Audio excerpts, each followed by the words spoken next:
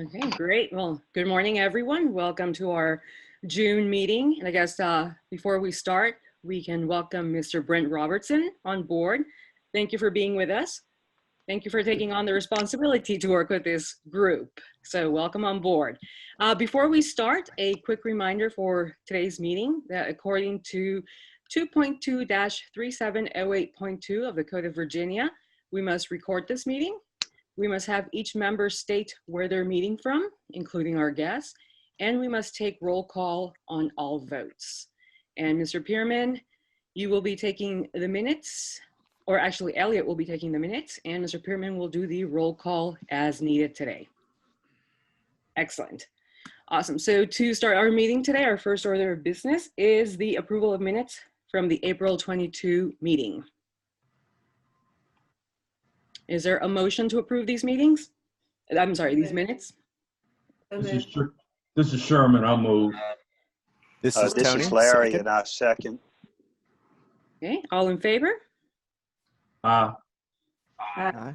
Okay, I think Mr. Pearman, you're going to have to do a roll call. Yeah, I was going to say. Unfortunately, okay. Yes, thank you. Not a problem at all. Okay, folks. Dr. Stanko Downey? Yes. Mr. Davidson? Yes. Mr. Gutschall? Yes. Mr. Mills?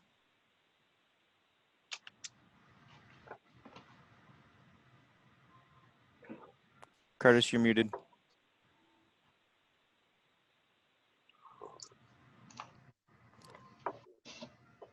Mr. Yes. Mills? Okay. Mr. Yes. Stovall? Yes. And Ms. Palmer? Yes. Okay. And Elda, just to confirm, does each board member need to identify where they're calling from before we begin? Yes, please. Could everybody identify where they are calling from? And Elliot, how specific do we have to be on this? We can say home or office, and that'll be sufficient. Great, thank Okay. you. Okay. And also for myself, I'll go ahead and I didn't vote. So Mr. Pearman, aye. So then we'll start again. Dr. Stanko Downey, location, please. Present from home. Mr. Davidson. From office. Mr. Gutschall. From home. Mr. Mills. From home. Mr. Stovall. Home. And Ms. Palmer. From home. Okay. Okay. And I'm calling from my office. And I believe we also need to have our guests identify where they're calling from as well. So we'll have Kaylee. I am at home. And I'm, sorry? oh, and I'm Kaylee Frady, if I needed to do that. And I know who you are. And Jim Dyerly. Hello. And did we get Mr. Brent Robertson? I'm at home this morning as well. And joining us from Scrambled is Gary Fleming. I'm at home. Thank you all. Great, thank you. Moving on to the second item. This is our time for public comment. So in accordance with the requirements that were stated before, we made public notice on our website and gave opportunity for the public to apply before Friday for a time to speak to the board today. We had one person contact us, and that is Gary Fleming from Scrambled, who will now have 3 minutes to address the board. Thanks, Elliot. Good morning, y'all. Good to be with you again. Morning. Just wanted to give you an update on where we were. I can't speak for the other tenants of the building specifically, but kind of feel like we're all in the same place, just on my casual observations. We were closed for 9 weeks. You all graciously canceled our rent for April and pushed our May and June rent back to the end of our lease, and that we so appreciate that, because I'm not sure we'd still be around if you hadn't have done that. We reopened Memorial Day weekend. We were open for those 3 days, including Monday of Memorial Day. And since that weekend, the next 3 weekends, we've been open just on Saturday and Sunday. And there are a couple of reasons why. One is that downtown still hasn't really come back yet. And our weekday business is driven by people in hotels and office workers. And they really haven't come back. I mean, some, a little bit, but not nearly as much as we would need to be a viable weekday business. Weekends are good, but with half a restaurant, it's tough. I know phase 3 is going to start, and that's going to give us a little more leniency as far as how many people we can have inside and so forth. And that's really going to help. Our people make more money by not working right now. And I've talked to other restaurateurs, I've talked to other restaurant workers, and I'm hearing the same story from everyone. We have an employee who made $9 too much in our last payroll and lost his $600 CARES Act money. So he earned $9 and lost $600. Our employees are very careful about not working too much. They have figured out a way to balance this, and we're trying to help them. We don't want them to lose their benefits. I'm right now anyway, July 31st, I understand, is the end of the $600 a week, and that's going to create their need to go back to work. Right now, in July, it's going to be hard again for us. So I'm making a plea, I suppose, that you would do the same thing with our July rent that you did with our June rent and our May rent. And I think if we can make it through July, as phase 3 allows us to do more, we'll be able to accumulate enough revenue to, and we also are planning on gradually reopening weekdays. We're going to start with July the 3rd, which is a Friday, which is the official observation of the 4th of July. We're going to see how that goes. And then maybe we'll add back Thursday, and then maybe we'll add back Wednesday each week, working towards being fully open again as phase 3 allows, and just see how it goes. We feel pretty good about it. If we can get our kids back to work and people come back downtown, but right now it's going to be tough, and paying rent would be very difficult for us right now. So I hope that you guys can see it to graciously give us one more month of deferred rent. Thank you very much, Gary. As you know, because you've been here before, this is an issue that we'll talk about today in the meeting, but probably because in very specific situations it deals with leases of all tenants, will probably take place in closed session. Okay. So you are welcome to stick around for the meeting, for the public part of the meeting. I would put you in the waiting room during closed session and could bring you back. You can stay or go. It's up to you. I think I'll go. I just wanted to ask the board to give us the opportunity to continue to operate, and we really want to, and I think it'll work. Great. Thank you very much. Thank you. Thanks a lot. Yeah, Ellie. thank you, Gary, for being here. Thanks, board. I appreciate it. Yes, sir. All righty. Any other public comment? Looks like that was our one today. That's all we've got. Yep. So moving on to our next item, it's the report of the executive director and tenant recruitment and leasing.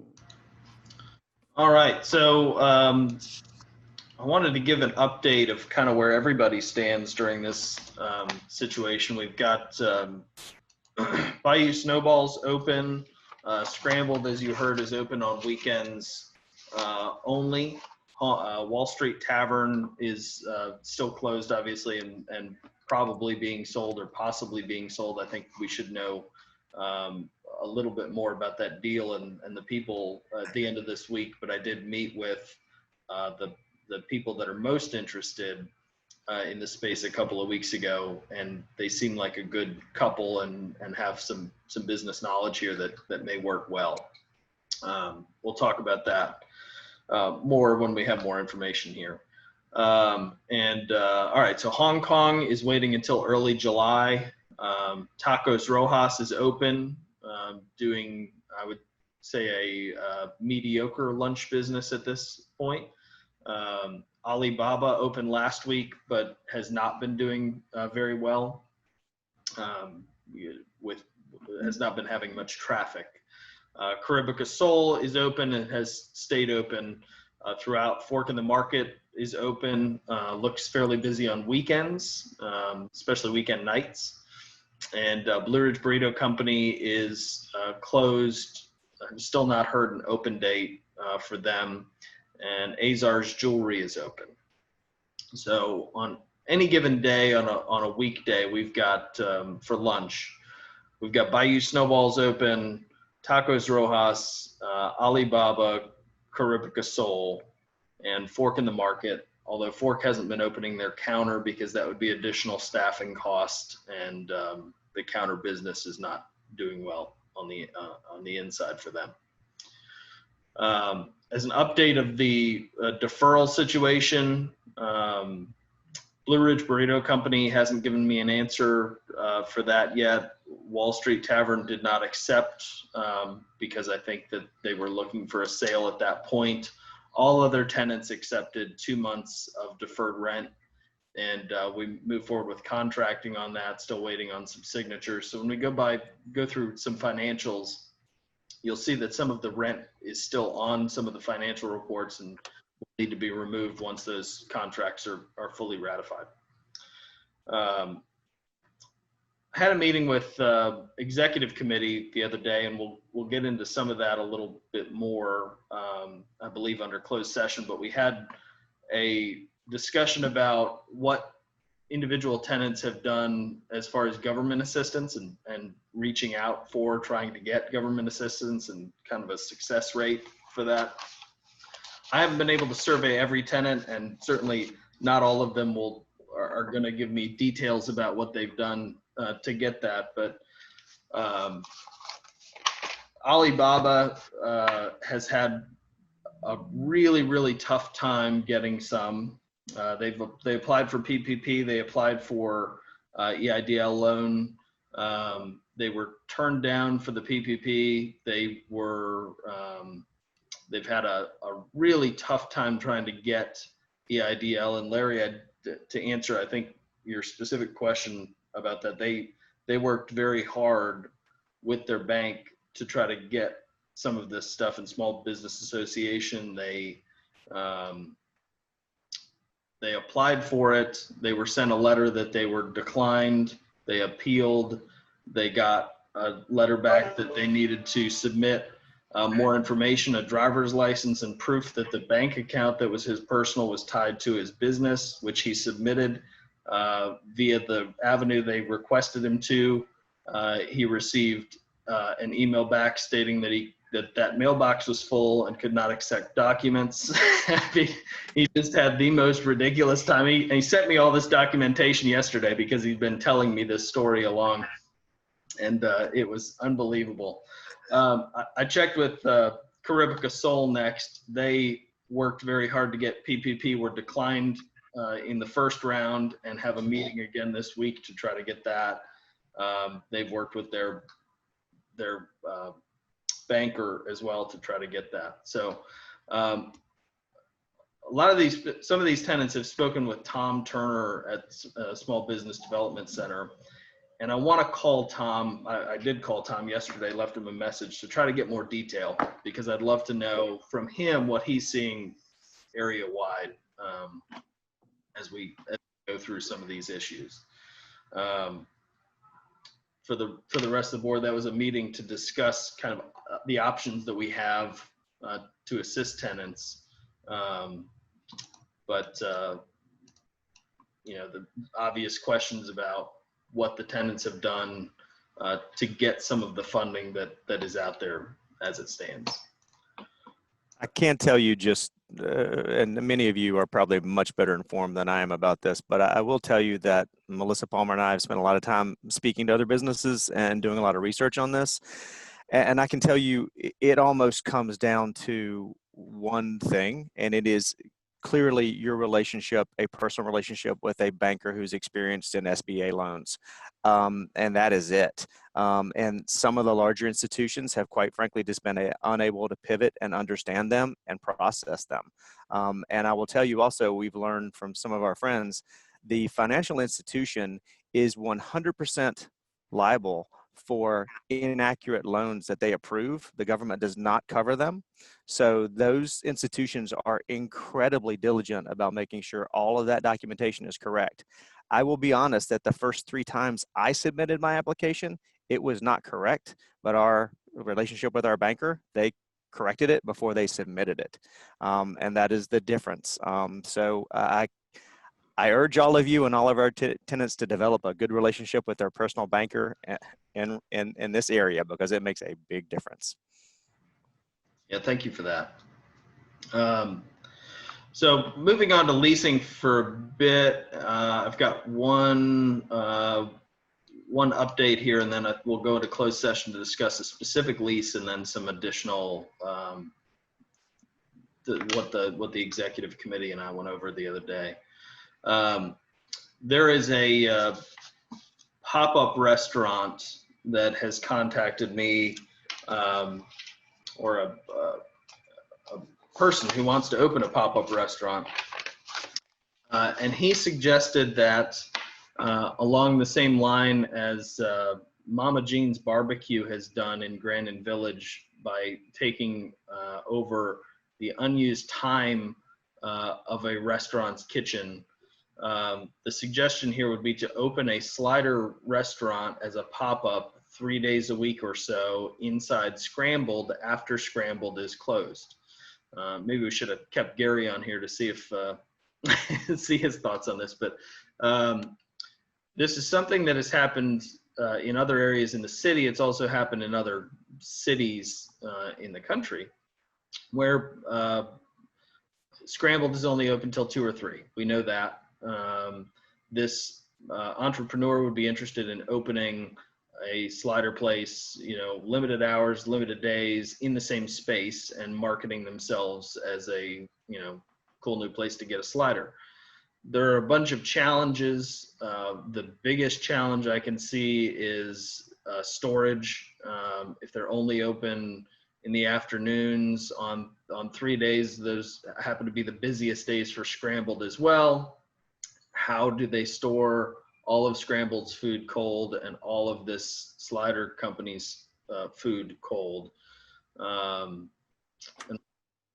we'd have to figure that out, figure out health department regulations, lots of different stuff. But in terms of board discussion about something like that, this is the second time it's come up. The first time didn't seem serious enough to bring to the board and ended up not being serious enough to have discussed. But I wanted to kind of get everybody's feeling on a possible pop-up occupying the same space as a restaurant.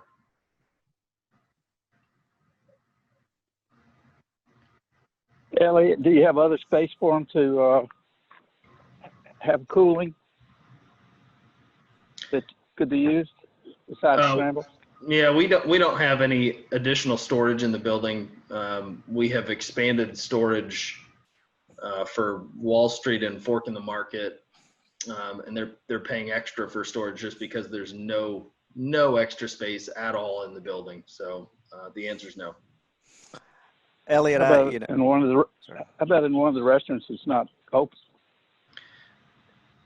I mean, the only one that's, if this was a long-term thing, and I really think we need to think of it as a long-term thing, all of the restaurant spaces would be taken. The only, are you asking, could they open in one of our unused spaces?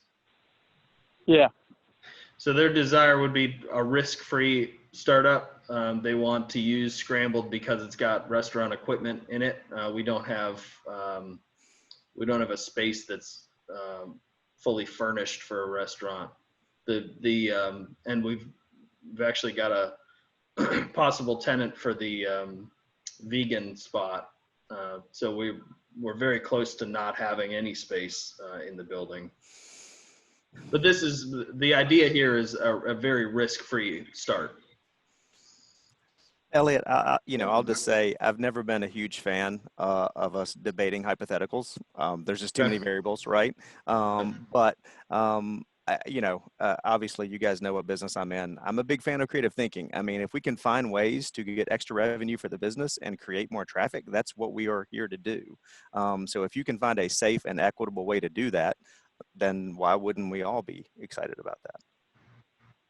Yeah, I think Tony's point is well taken. I agree as well. Okay. Yeah, that's enough to move forward, at least with the first steps of this. I think it's Is Caribbean another option for this pop-up to consider? That space, which is could be vacated soon anyway. that actually is not a bad idea in terms of where that business is and as an avenue for them. The problem really would be that Caribica, sorry, is open the hours that they want to, and I don't think they're fully ready to move over to their new space down the road. But it's certainly worth a discussion. As Tony suggested, it might be a consideration. Maybe they would welcome somebody to share the space temporarily. Sure. May also be a good option to have them start in Scrambled on the off hours and then take over the Caribica space. Whatever. Certainly when that's over. There are lots of options. So just Right. wanted to get a feeling for that. All right. I would like to take us into a closed session. We can knock out a couple things at one time. One certainly first about leasing, and the other one involves leases. So a leasing closed session, please, if we can. Yeah, this is Sherman. I move that the foundation go into closed meeting to discuss or consider the disposition of publicly held real property where discussion in an open meeting would adversely affect the bargaining position or negotiating strategy of the foundation pursuant to section 2.2-3711 A.3 of the Code of Virginia 1950 as amended. This is Tony. Second. Second. All in favor? Eldal call Aye. roll. Okay. Dr. Stanko Downey, Yes. Mr. Davidson, Yes. Mr. Gutshaw, Yes. Mr. Mills, Yes. Mr. Stovall, Yes. Ms. Palmer, Yes. and this is Mr. Pearman. Aye. Motion carries.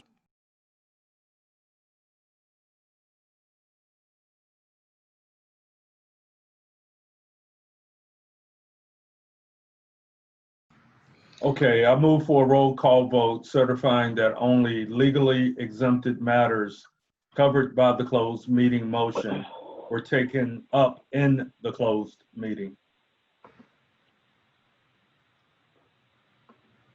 So moved, Melissa. Seconded, Curtis. All right. Dr. Stanko Downey, Yes.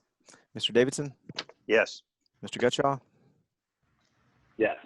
Mr. Mills, Yes. Mr. Stovall, Yes. Ms. Palmer, Yes. this is Tony. Aye. Brilliant. All right. Tony, you've got that wording. Do you want to call for a vote on that? Yes, so I make a motion that we vote on the idea of allowing 1 additional month of deferred rent for all tenants to consider, and in addition, the option of the leasing committee to extend it an additional month up to and/or other options based on their discussions at that time. Second. That's Elda Stanko Downey with the second. Mhm. All right. Okay. Dr. Stanko Downey, Yes. Mr. Davidson, Yes. Mr. Gutshaw, Yes. Mr. Mills, Yes. Mr. Stovall, Yes. Ms. Palmer, Yes. and this is Tony Pearman. Aye. Motion carries. Thank you. And do we have a motion to approve the lease terms for Myra's Fish and Chips that would include a 3-year term, 38-month term with 2 months free at the beginning? This is on, Jim, do you have the space number? I do not. I get that when I put it on the lease. On the space number, which is the old vegan spot, the spot inside just past Wall Street Tavern.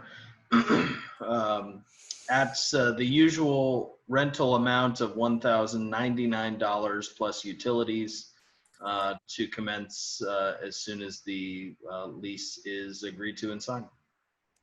So moved. Elda, second.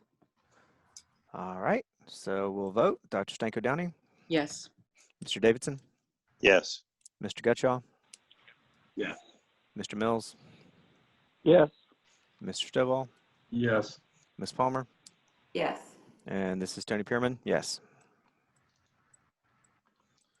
Motion Perfect. carries. Thank you. And let's move on to Charter Hall reports with Kaylee. Alrighty. Good morning, everyone. So April and May were pretty slow for us due to COVID. So we did not host any events during that time. Unfortunately, we have had a lot of events moving to later on in the year / 2021 for most. We have had some cancellations and everything as well. A lot of those, there's a few weddings scattered in there, but mostly corporate events at this time. So right now, where we are for 2020 as a whole, it would be $49,443 for total sales at this point. We have been able, like I said, to keep a couple of those clients and just transfer things to 2021, so keep that relationship. But unfortunately, as many people know, not many people are wanting to host big public events right now, or can. On a bright note, though, our inquiries have definitely increased. We've started doing tours back in Charter Hall on a by appointment basis. So from one of those last week, we've already booked one additional wedding reception even for December. So that's been positive. People are starting to reach back out for weddings and different things. Like I said, mostly just looking at the 2021 calendar year as of right now.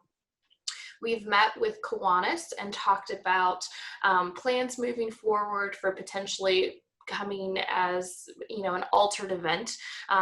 Possibly they had mentioned July 8th. That is no longer the date that they're starting, but sometime hopefully in July, if not August, with social distancing practices as well. So they're interested in kind of getting back together with a Zoom conference component to it as well. So we're working on that with them. And like I said, basically with opening up tour schedules and stuff, trying to come into the office at least one day a week, if not two, for those and meeting with clients has kind of been a positive spin on things. People are starting to, like I said, look a little bit past COVID, and hopefully, like I said, everything will kind of work out there. There are a couple events in transition right now, and like I said, just kind of working to schedule that. But most of our clients, you know, have had really good feedback on our response time, and, you know, knowing that unfortunately everybody kind of has to do what they have to do right now. So like I said, working with specifically weddings and trying to reach out to other vendors for them and kind of act as a wedding coordinator and planner a little bit more than I normally would, just to kind of make that as smooth of a transition as possible. So 2021 events, we are booking, of course, more. Unfortunately, some of them are 2020 events rolled over, but we are having, again, new clients reach out for those, mostly in the wedding realm. So I'm hoping that next year will be a little bit busier, honestly, because most people are doing kind of the tiny wedding and then a 1-year anniversary party. So that's kind of what I'm focusing on right now. So that's kind of where we are. In total, there's been 34 events so far that have been adjusted due to COVID. So that either be cancellation or adjustments and movements there. So, but that's basically kind of what it looks like as of right now. It is changing daily though. So like I said, just trying to, you know, keep an open line of communication for everyone so that we're here and we definitely want to host your event. So that's what I've been doing. Thank Elliot? you. That's what I've been doing. Right. Elliot, in your cash flow projections, I am assuming you have taken into account a significantly smaller contribution from Charter Hall. Yeah, our original projections that our emergency projections actually didn't have Charter Hall business coming back in really any form until late July, August. It's now obviously looking like that'll be later than even that. And so, yeah, certainly we did the projection and counted nothing for Charter Hall from March until sometime in July. Again, this is back when we expected some kind of doneness to the virus late summer. So we'll see. Any additional questions? Then we will move on to facilities. Financials. Financials, yeah. April, May financial statements. The financials were sent out. The only caveat here is April shows the correct rent amount. Very low. The May budget shows a rent amount of $23,967. That's in accrual and counts rents that were deferred. So that's not an accurate figure. As I said, I think when I sent them. Otherwise, we've done a pretty great job of keeping our expenses low. And if you look at May's balance sheet and certainly the balance sheet with comparison, if you look at May's balance sheet, you'll see that we are above where we were projected to be on a cash basis, doing quite well even under tough circumstances here. So ask questions if you've got them. Otherwise, pretty good for the circumstances. Any questions or comments on the financial statements? Nope. Elliot, you're getting off easy on this one today. All right. And if there are no more questions or comments, we'll move on to the facilities report. I think we've got to approve the financial statements. We have to approve the financial statements. All right, Mr. Perriman? Okay, is there a motion? So moved. Mr. Stovall moves. Melissa seconds. Second. Okay. Dr. Stanko Downing? Yes. Mr. Davidson? Yes. Mr. Gutschall? Yes. Mr. Mills? Yes. Mr. Stovall? Yes. Ms. Palmer? Yes. And this is Tony Pearman. Yes. Thank you. All right. Now we do move on to the facilities report. Michael couldn't be with us today. He had to pick his father up, I think, and take him to an airport or something like that. Is that right, Jim? Doesn't matter. Anyway, he couldn't be with us today. So we've had very little movement on the on facility stuff in the building. Obviously, we're not taking on any new projects. There have been very minimal and small things that need to be worked on, but otherwise, as you can see on facilities or on the financial reports, really for repairs and maintenance, that we've been well under budget. I think in May we spent $152 in repairs and maintenance, which is an unheard of figure for this building, obviously. So we've been able to keep expenses low. I don't think anything has suffered for it. That is the facilities report. Any questions or comments on the report? All right. And finally, other items for discussion. This is a small thing, but I'm just curious, with Mr. Townsend being gone, did we get him a card or a keepsake or something to thank him for his service? I have not gotten Brian anything as of yet, but yes. I'm sure he doesn't care, but it seems like the courteous thing to do. Knowing him pretty well, I don't think he cares, but it would be a nice gesture. It would be a nice gesture. I don't know that I know when is his is he gone already, Sherman? Yeah, Brian, he's taking vacation for his last 2 weeks. So he turned in his keys and his ID badge on Monday. So yeah, that's it. He's actually, I think he's closing on his house today. And after that, he's moving to Norfolk. Wow, very cool. Yeah, we'll get him a card and maybe a print or something. Sounds great. Thanks, Tony. Yes, sir. Anything else to discuss? Okay, so then that is it for our meeting today. Our next scheduled meeting date is August 26th, when we will hopefully be out of the many phases that we're going through and be on to better times. So thank you everyone for joining today, early morning from your homes and various offices. Mr. Pearman, thank you so much for all the roll calls. And My pleasure. have a great summer until we must call each other again to discuss further items. Take All care, right. folks. Thanks, Thank you. everybody. Thank you, everyone. Have a good Thank day. you. Bye. Bye.